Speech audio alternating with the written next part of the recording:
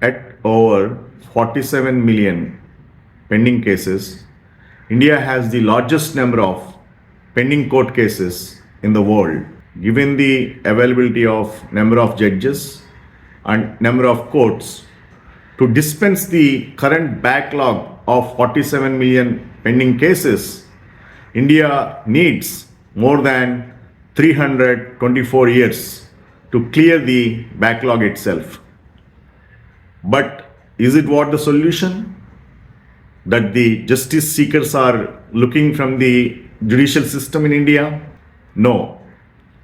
Then how to create a viable system which can dispense the justice at the earliest to the needy so that everybody gets a kind of respect and belief on the judicial system is what the crux of our discussion today. First and foremost, what I would like to highlight is when India has 47 million pending cases, the central and state governments are parties to 46% of these pending cases. So piling up of these government cases with the judiciary system is hampering the justice that is required to the private individuals and citizens in India. So what is to be done? Do we hold these government cases separately and establish separate courts to deal with the government cases wherever the governments are parties, and create separate courts for private individuals so that private individuals do not suffer during their lifetime? Otherwise, today a private individual during his lifetime is leaving his hope for the justice because he feels that there is no point in going to the judiciary for seeking justice because it's not going to help them in any way. Secondly, when we speak of a great backlog in the judicial system, many of us talk about the need for more judges. As of 2021, we have 21 judges per million people in India. Compare that to the UK with 51 and the US with 107 judges per million people.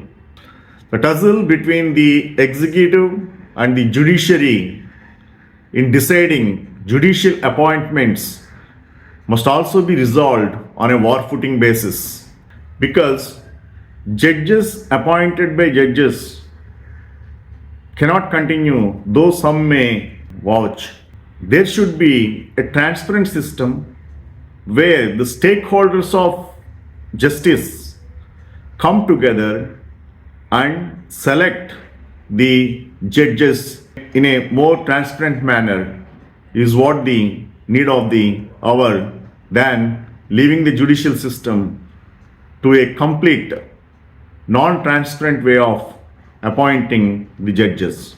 Third, I feel judges must be left free to do what they are supposed to, because Indian judges spend far too much time on administrative work, such as scheduling hearings, deciding admission, and reviewing docket completion. This kind of clerical and administrative work is occupying their data time when compared to they really getting into the depth of the cases. That's where there is definitely a broken scenario in terms of the relevance of the many of the interim orders given by the system. In most developed countries, the administrative tasks of courts are supported by an external agency, and in India also we should adopt the same system to make the judges focus more onto the dispensation of justice by getting into the depth of the cases on daily basis. We also need to create disincentives for litigants and for litigation. Certain categories of cases such as dishonoring of the checks or frivolous disputes are voluminous and they are clogging the system. Establish rules by which the losing party would have to incur exceptionally heavy costs, and several frivolous disputes should also be allowed to be settled outside the court through alternative dispute resolution mechanism. And the system should preserve the existing talent too. We also need to leverage on technology. During the COVID lockdown, most hearings had to move online. Imagine if certain categories of cases moved permanently to an online disposal system, then I feel more number of cases can also be dealt by judges with ease through online dispute resolution mechanism. Similarly, computer algorithms could be used to manage the roster, thus eliminating the bias that we tend to see on daily boards and the way the cases are mentioned and the way the cases are taken on the production board, etc. We also need to introduce an Indian Bail Act. Around 76% of prisoners in Indian jails are those awaiting trial. Let that sink in. 3 out of 4 prisoners are not even convicted. This is despite repeated directions by the apex court that bail ought to be the norm and jail is the exception. Also, we need to make adjournments frightful for those seeking adjournments constantly in any case, because unless an adjournment becomes expensive for the litigant party and the litigant advocates on either side, they don't stop the culture of taking dates after dates, dates over dates, dates on dates. Once a date is fixed, no adjournment should be possible unless the side that requests is willing to pay the other side the legal costs along with substantial penalty. Then only we can stop the menace of the dates culture in India. Also importantly, cutting down the volume of appeals is very much essential. Why should a Supreme Court be reviewing hundreds of special leave petitions each day? Similarly, why should high courts be reviewing many of the cases where still trials are pending in the lower courts? By doing that way, the whole judicial system is getting jinxed and the delays are getting piled up. Almost 40% of the working days of Supreme Court and almost 50% of the working days of the high courts are consumed in determining admission without allowing the lower courts to finish the trial, and 90% of those writ petitions and also the SLPs in Supreme Court are rejected. Then what is the fun in the mammoth wastage of time of the court and also the parties who are all supposed to face the trial given the current scenario of backlog? Most importantly, we need to bring the judiciary in line with the management practices prevailing. For example, why do courts need vacations? We see a corporate functioning throughout the year by giving the statutory leaves that are mandatory for any corporate or any industry to give to their employees. Similarly, why court needs different kinds of vacations? Sure, judges should also be entitled to take few leaves just like they would in corporates. But does almost the entire corporation need to take leave at the same time like how our courts go on vacation and pack up for the whole summer? Similarly, shouldn't be the productivity of the judges be reviewed periodically by taking the feedback from the litigants? Because today there is no supervision or there is no control, or there is no third eye which is keeping a watch on the judgments given by the judges. Some of them are definitely biased.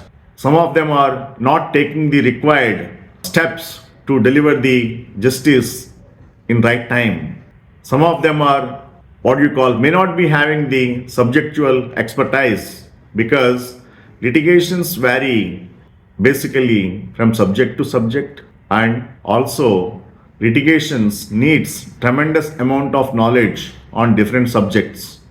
But we have in our system a single judge trying to decide all varieties and all kinds of litigations and acts, where he may not be having the required time to go in depth into those acts or to go in depth into those subjects.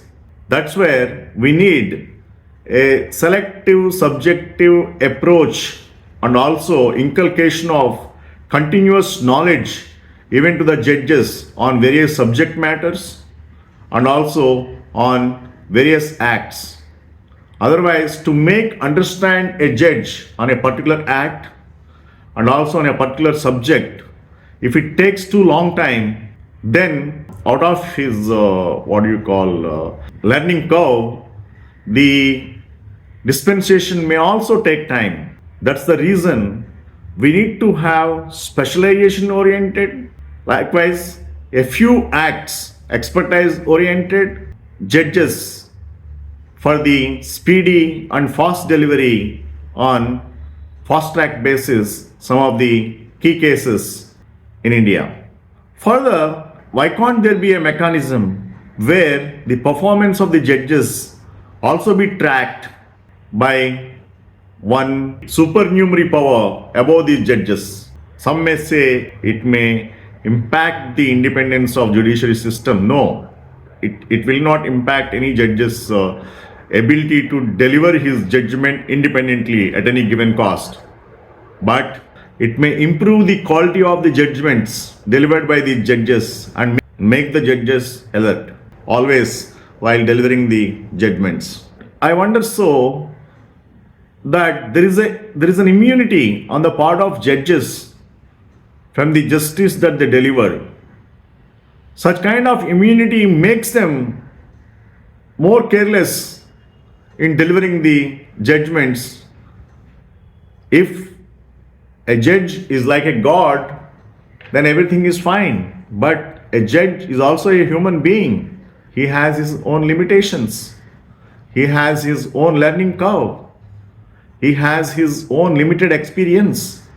Given those limitations, whatever a judge delivers may not be altogether a correct thing to assume and provide them immunity in any way. If there is a wrong judgment that needs to be annulled at any given stage and at any given time, otherwise no one will trust the judicial system.